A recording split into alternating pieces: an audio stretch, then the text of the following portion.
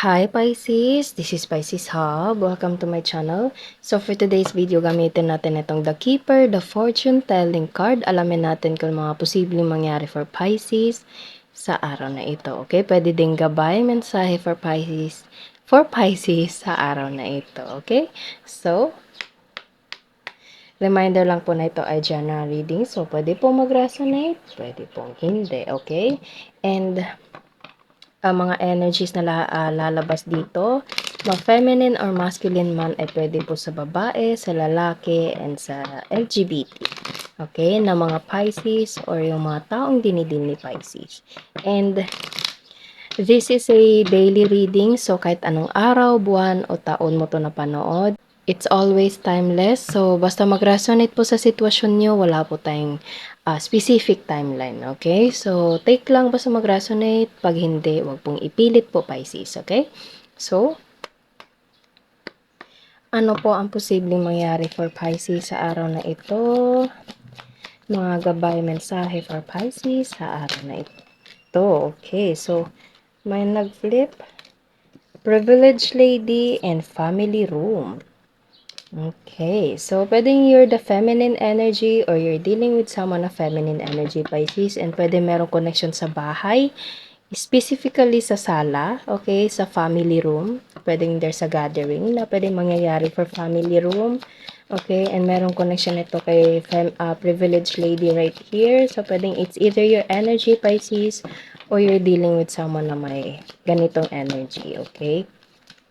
Ano pa po ang mga posibleng mangyari for Pisces sa araw na ito?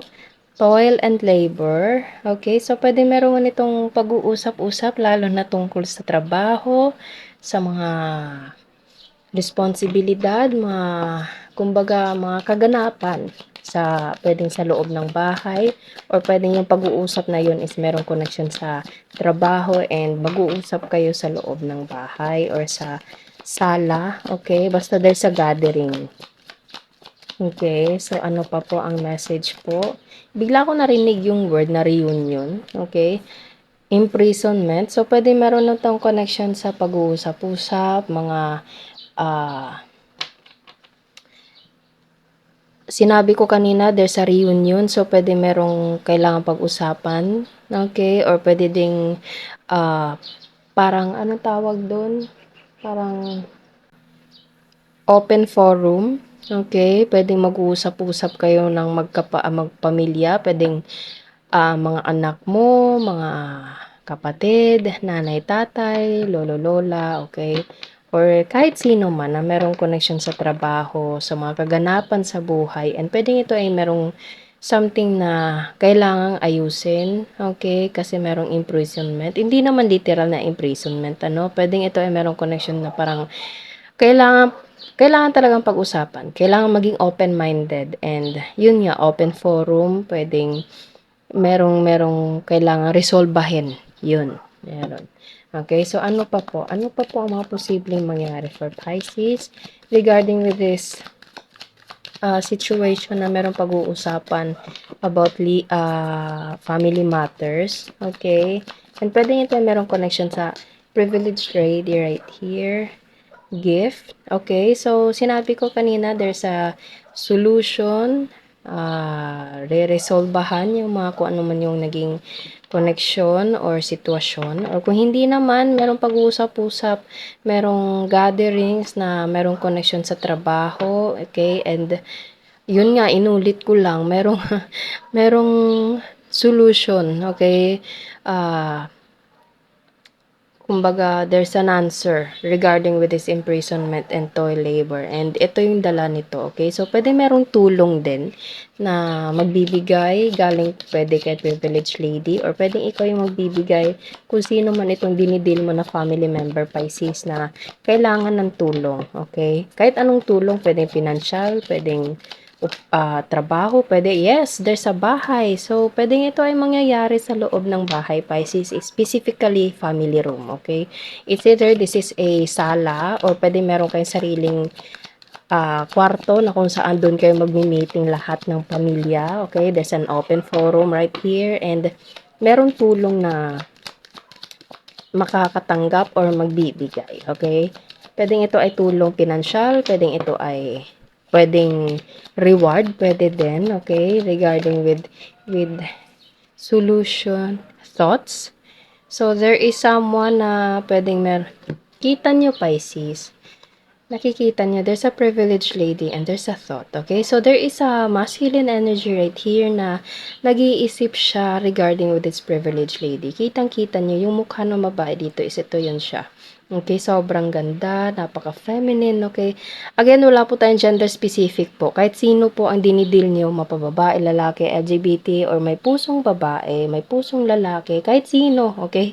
Kahit sino is pwede po sa lahat, okay? So, as I said kanina, pwedeng ito ay family member mo or pwedeng ito ay someone na merong connection sa magiging parte ng pamilya mo, Pisces, okay? So, pwedeng ito ay something na sinabi ko kanina, solutioning something na medyo alam mo yun, medyo tagilid na sitwasyon, pero magiging maayos naman, merong offer na matatanggap or magbibigay, and pwedeng ito ay merong connection sa pamamanhikan, pwede din, naririnig ko yung word na pamamanhikan, okay? So, pwedeng merong open forum for the both sides of the family ng this specific person and family ng itong other person, okay? So, merong pag-uusap-usap, pag-gathering, lalo na merong connection sa family, okay? So,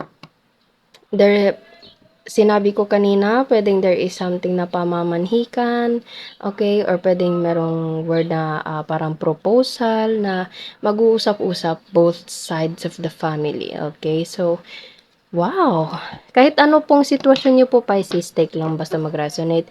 Mature man, bottom of the deck is mature man. So, privileged lady and mature man, pwede merong connection ito sa something na pamamanhikan. Sinabi ko kanina, pwede ding older and young generation na kailangang resolbahin, kailangan bigyan ng atensyon, kailangan bigyan ng solusyon, okay? Regarding with family matter, or pwedeng there is someone na mas matanda, pwedeng there's an age difference. Nakikita nyo, itong dalawang taong to is iniisip, or pwedeng iisang tao lang to sila, which is the mature man, na kung saan iniisip niya itong si privileged lady, and merong connection sa pamamanhikan, sa pagkakaroon ng pwedeng sariling pamilya, kung love reading man ito, and pwedeng merong gift na ibibigay for this privileged lady coming from mature man, okay? So, pwedeng love po ito, pwede din namang family matter, okay? So, pwedeng there's someone na elder or medyo matanda, pwedeng nanay, tatay, lolo, lola, na kumbaga magbibigay tulong with this privileged lady right here regarding kung ano man tong toil and labor and imprisonment situation, okay? So, kahit ano man pwedeng mapapag-ibig or mapa-family matter, merong magbibigay and merong makakatanggap. Okay, kunin natin to dito.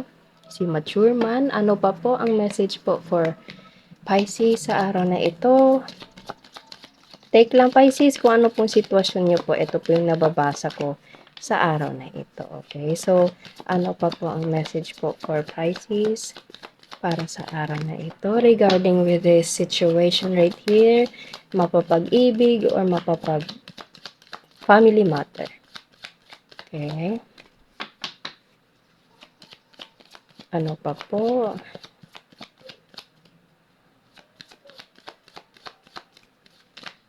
Okay, so walang mag-flip, Pisces. So, ito lang yung lalabas. Ito lang yung mga messages na ibinigay ng ating The Keeper, the Fortune Telling card. And again, this is the situation. It's either this is love. Okay, there's a age difference sa mga taong involved dito. Okay, and there's a pamamanhikan. There's something na planning about having a family with this mature man na kung saan iniisip niya itong si privileged lady right here. Pwede din namang family matter na kung saan merong family room na pag-uusapan with someone na mas nakakatanda and someone na medyo younger, and mangyayari ito sa bahay, sa loob ng bahay, and merong solution, okay, with this toil and labor imprisonment situation, okay? Or pwede din namang pamamanhikan, pagbibigay ng regalo para sa dalawang tao na nandito, okay? So, yun po ang ating reading sa araw na ito, Pisces. Ito po yung sitwasyon and naway nag-resonate. Pag hindi, wag pong ipilit. And wag po sanang kalimutan, Pisces, na mag-like at mag-subscribe po sa ating channel and click the bell button para ma-notify po kayo sa next videos na i-upload natin, okay? So, thank you, Pisces, and God bless!